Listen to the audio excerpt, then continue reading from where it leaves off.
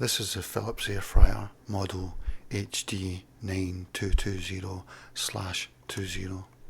The recommended retail price is about $250 or in the UK £180, but you should find it cheaper than that if you look around, maybe even by half. It seems to be in principle a mini fan assisted oven, which is very well insulated, very intense. It does seem to cook well, but I find that I have problems with it. The smoke alarm, it generates smoke quite often, and I need to be careful with fatty foods. I've got mixed feelings about it. I think it's a good concept and it is quite good at cooking, but it needs a lot of improvements to design, and the controls are disappointing because they're manual controls.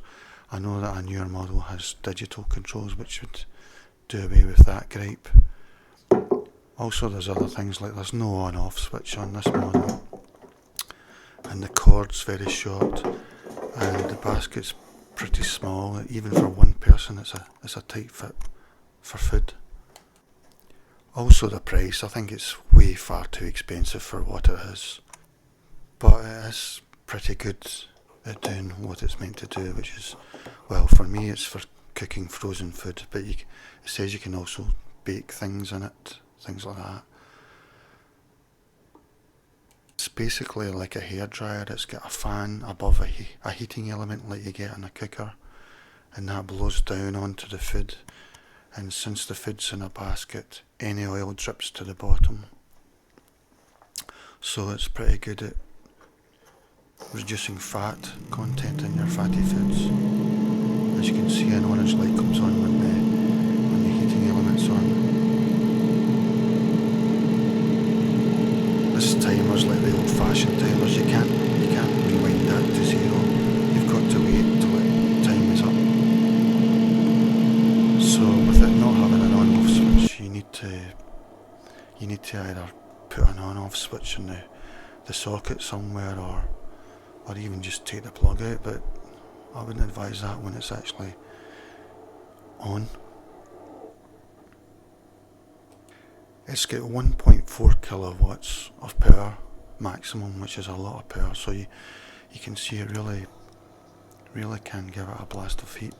It goes from 80 degrees to 200 degrees, and the timer's for 30 minutes maximum. You can hear the sound of the fan there. It's not too bad, it's very bearable. It's a bit like a hairdryer being on inside an enclosed space. So you take the drawer out, and then there's how you take the basket out. You clip that grey button. Both of those are dishwasher friendly.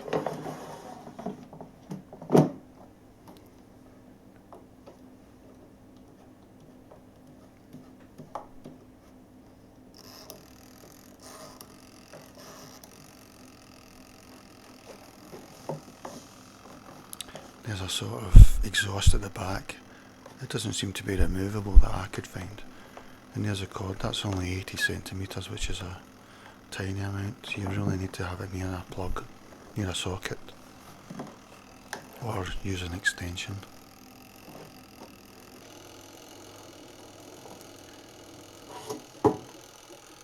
It's sort of starfish shaped at the bottom. That's supposed to circulate the air better.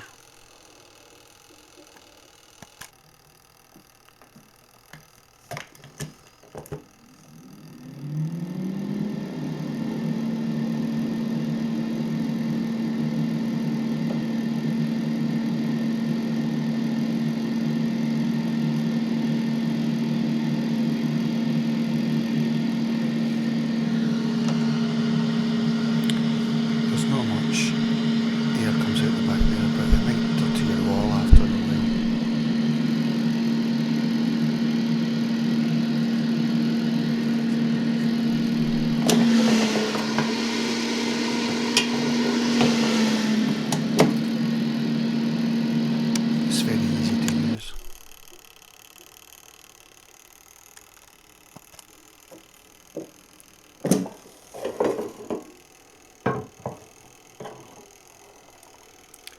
Mine doesn't get washed after every time of use, so it's a bit dirty there.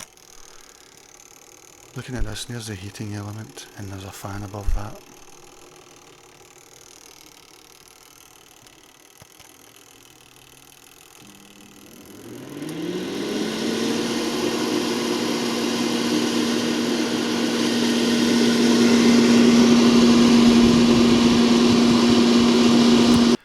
I've frozen it here to show you this black strap that goes across the heating element. What I'm finding out over time that this looks to have melted a bit. It's a bit like a cable tie. I'm not concerned about it yet, but it's not a very good thing to see. I'm guessing it doesn't really support it too much, so even if it broke, I don't think the element would fall down, but it does look to have melted a bit. Here it is now. This is when I've used it at very high temperatures for quite a while. It does look to have melted, but it's still intact.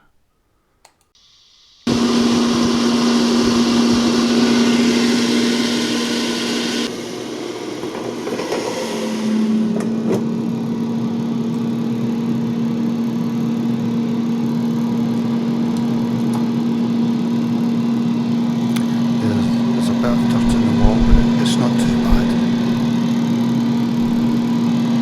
Must be the exhaust putting out some dirt. Okay, I'm going to start cooking things. Here's chicken burgers, quarter pounders. Breaded things, it's really good at cooking. It makes it crispy on the outside and tender inside. Things like beef burgers, I still find I can't cook them because I have too many smoke alarm issues. Too much smoke generated. I'm finding now that I'm developing techniques in how to cook. For instance, I might only set the timer for 5 minutes so that I can stop it. I can check continually.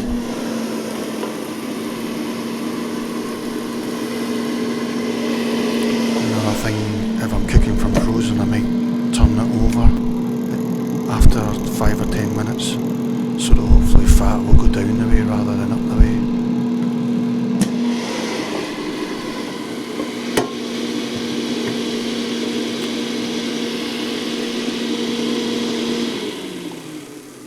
So here I cook it, you see it's pretty crispy and nice colour.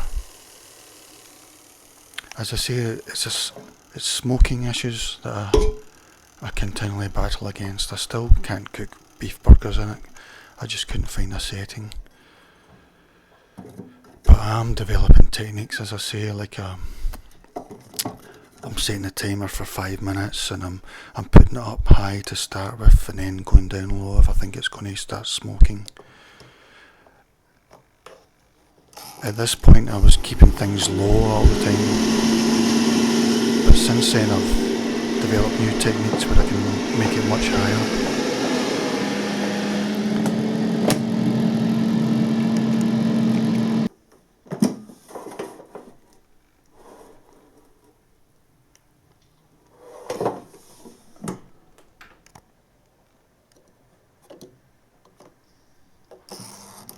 Then I've set it for about 10 minutes.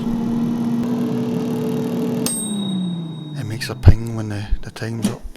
As you can see, I've burnt it again. I think I burn all these foods that I show in this video, but it's still crispy and tender inside, so it's still very edible, very tasty. The basket's meant to hold up to 800 grams, but of course it depends on the width of your food and things. It's 18 centimetres wide. It's very good at cooking oven chips, things like that. Tends to make them nice and crisp and brown on the outside and still tender on the inside.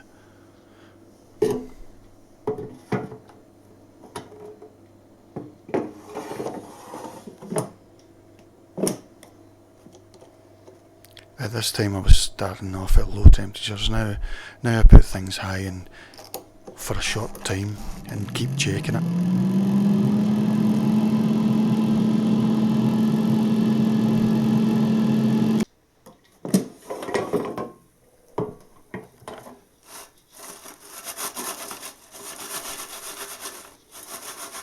parts are dishwasher friendly, so you can put them in a dishwasher no problem. If you're washing them manually, it's a bit awkward, but you'll develop techniques. So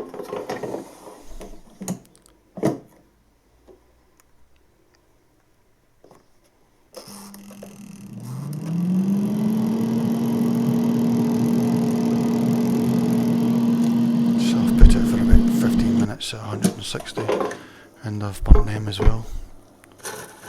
They were still pretty tasty.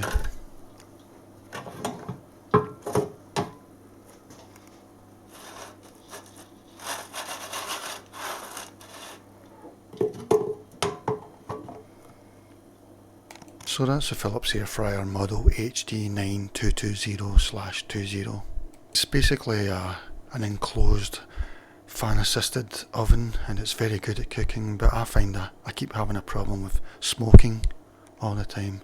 I'm having smoke alarm issues. You need to keep your eye on it. That aside, it is very good at oven cooking, but I don't think it's worth the price. It's far too expensive, and these manual controls and the short cord and things like that are very disappointing. The newer models get digital controls, so that's better, but I still think it's too dear to recommend unless you really want it.